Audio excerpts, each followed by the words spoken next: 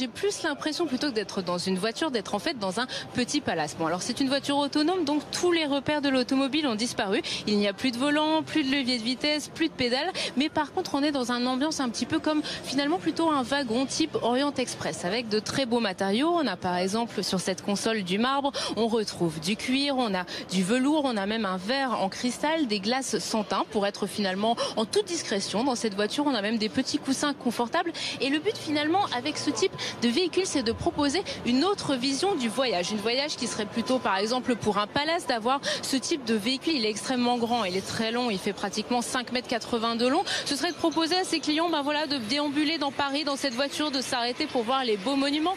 Ou ce serait alors par exemple pour un service de VTC 5 étoiles, je pourrais le commander avec mon téléphone pour pouvoir le louer une heure, une journée pour me promener. Et le but c'est vraiment de proposer autre chose que simplement soit de conduire sa voiture, ce qui finalement est quelque chose qui appartient plutôt au passé, soit d'être dans un VTC classique. Alors j'aimerais bien la commander pour pouvoir rentrer ce soir à la rédaction et vous la faire découvrir. Malheureusement, Renault ne compte pas commercialiser ce type de véhicule avant 2030.